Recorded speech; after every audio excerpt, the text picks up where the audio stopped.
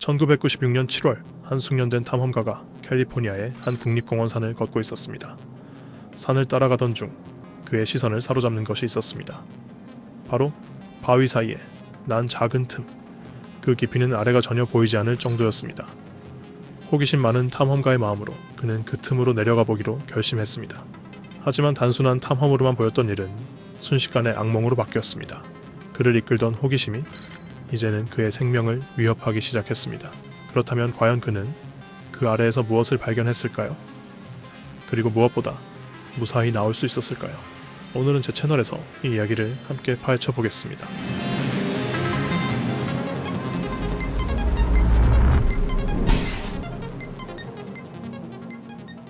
처음에 언급한 탐험가는 샘 마이어였습니다.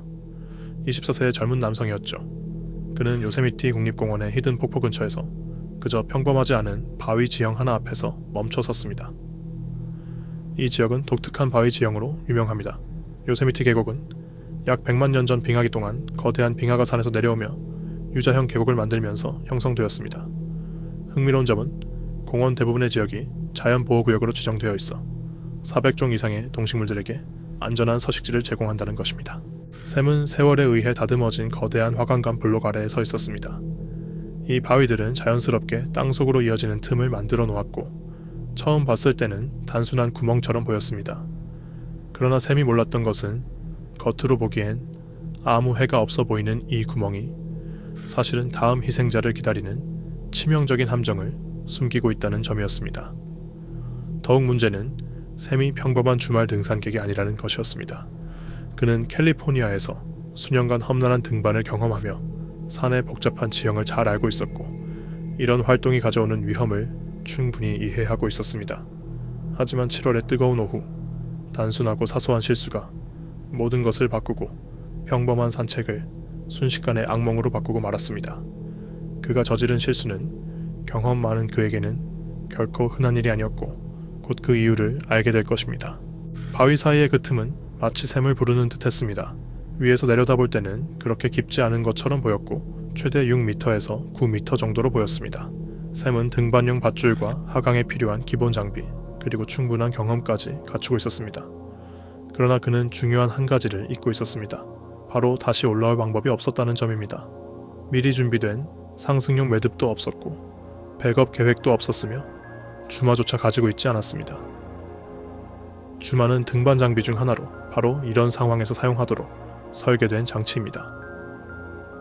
밧줄에 걸리면 뒤로 미끄러지지 않고 안전하게 올라갈 수 있도록 도와주는 장치로 마치 손과 발이 거의 닿지 않는 거의 수직벽이나 좁은 공간에서 움직이는 노력을 안전하고 통제 가능한 움직임으로 바꾸어줍니다. 주마는 한 번 움직일 때마다 자동으로 걸쇠가 걸려 안정성과 안전성을 제공하며 발이나 손을 디딜 수 없는 상황에서도 안전하게 올라갈 수 있게 합니다. 전문 등반가들은 하강과 상승을 안전하게 수행하기 위해 항상 주마를 휴대합니다. 만약 주마가 없다면 그 좁은 틈을 다시 오르는 것은 마치 손잡이 없는 철제 케이블을 오르는 것과 같아서 한 번의 움직임조차 매우 힘들고 위험하며 작은 실수도 치명적일 수 있습니다. 바로 이러한 장비의 부재가 샘의 상황을 이 이야기를 아는 사람들에게는 얼마나 절망적이고 위험한 상황으로 만드는지 보여줍니다. 샘은 큰 바위 중 하나에 밧줄을 묶고 하강을 시작했습니다. 처음 15m는 큰 문제 없이 진행되었습니다. 주변은 오직 바위와 그림자뿐이었죠. 하지만 점점 내려갈수록 틈은 좁아지고 위에서 들어오던 빛은 점점 희미해졌습니다. 처음엔 작아 보였던 구멍이 점점 더 깊고 위험한 장소임이 드러나기 시작했습니다.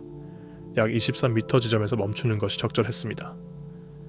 이미 구멍이 생각보다 훨씬 깊다는 것을 느낄 수 있는 지점이었죠. 그러나 그의 호기심과 자신감이 그를 이끌었습니다. 샘은 그 어두운 구멍 안으로 계속 내려갔습니다. 30m 지점에 도달했을 때 틈은 너무 좁아 양쪽 벽을 동시에 만질 수 있을 정도였습니다. 그럼에도 그는 바닥이 가까울 거라 믿었습니다. 하지만 38m 지점에 이르렀을 때 단단한 바닥 대신 수십 년 동안 그곳에 있던 얼음물 웅덩이에 빠지고 말았습니다.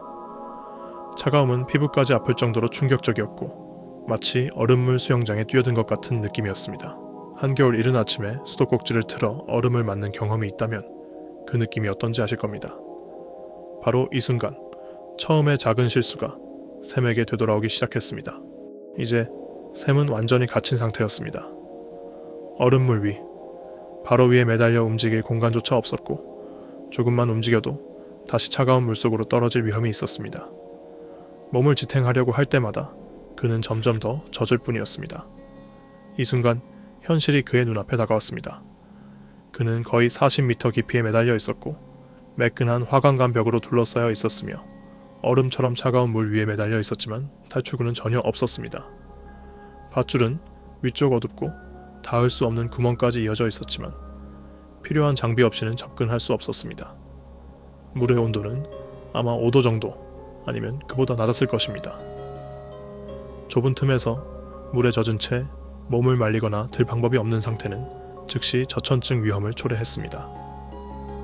저천증은 천이 몸에서 생성되는 열보다 빠르게 빠져나갈 때 발생하며 내부 온도가 매우 위험하게 떨어지는 상태를 말합니다. 처음에는 몸이 떨림으로 반응하며 근육을 수축해 열을 만들어내지만 이는 금세 에너지를 소모합니다. 시간이 지나 천이 계속 내려가면 떨림은 사라집니다. 이는 몸이 따뜻해져서가 아니라 더 이상 반응을 유지할 힘이 없기 때문입니다. 샘은 할 수 있는 모든 방법을 시도했습니다.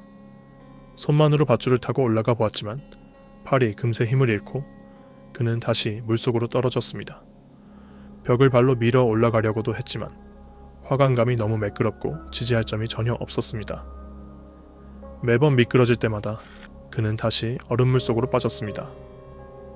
심지어 벽 사이를 눌러 천천히 올라가는 벽 끼워 오르기 기술까지 시도했지만 젖은 벽은 그를 허락하지 않았습니다.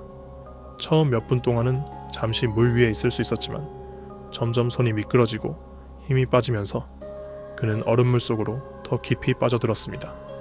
몸의 열은 차가운 바위와 물에 의해 빠르게 빼앗겼습니다. 즐거운 모험으로 시작했던 일이 이제는 시간과의 싸움이 되었습니다. 그리고 불행하게도 시간은 점점 샘에게 불리하게 흐르고 있었습니다. 처음에는 날카로운 추위 때문에 그는 계속 떨었고 근육을 사용해 열을 만들려 했습니다. 하지만 차가운 물속에서 몸을 떨며 가라앉지 않으려 싸우는 동안 에너지는 빠르게 고갈되었습니다. 시간이 지나자 정신은 혼란스러워지고 움직임은 조정력을 잃었으며 간단한 동작조차 불가능해졌습니다. 밧줄에 임시 매듭을 만들 생각을 했더라도 손은 뻣뻣하고 감각이 없어 더 이상 아무것도 묶을 수 없는 상태였습니다. 가장 안타까운 점은 샘의 부재가 바로 주목받지 못했다는 것입니다. 혼자 탐험하는 사람들은 며칠 동안 소식 없이 사라지는 경우가 흔하고 요세미티의 광활함은 사람을 쉽게 삼켜버립니다. 친구들이 그가 정말 사라졌다는 사실을 알아차렸을 때야 비로소 공원 관리인들이 수색을 시작했습니다. 하지만 샘을 찾기 위해서는 누군가 그가 호기심을 느꼈던 바로 그 틈을 정확히 봐야 했습니다.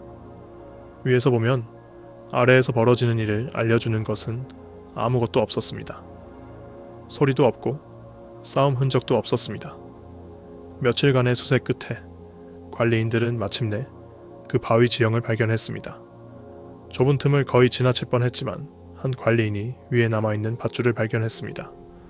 강력한 손전등으로 38m 깊이의 구덩이를 비추자 어둠 속 얼음물에 무언가 떠있는 것이 보였습니다. 즉시 구조 전문가가 필요한 장비를 모두 갖추고 좁은 틈으로 내려갔습니다. 샘이 밟았던 바로 그 치명적인 경로를 따라 바닥에 도달했을 때 차가운 물 위에 떠있는 그의 시신을 발견했습니다. 최악의 상황이 확인된 순간이었습니다. 시신을 제거하는 과정은 복잡한 작업이 필요했습니다.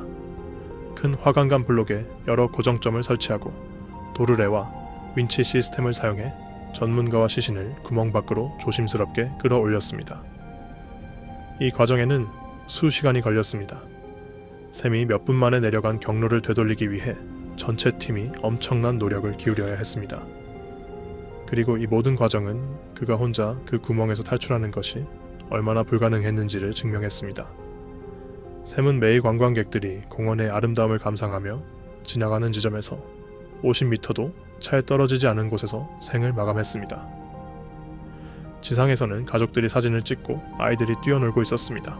오늘 영상은 여기까지입니다. 재미있게 보셨다면 화면에 나타나는 다른 영상도 아마 흥미로우실 겁니다. 끝까지 시청해 주셔서 감사드리며 다음 영상에서 다시 만나요.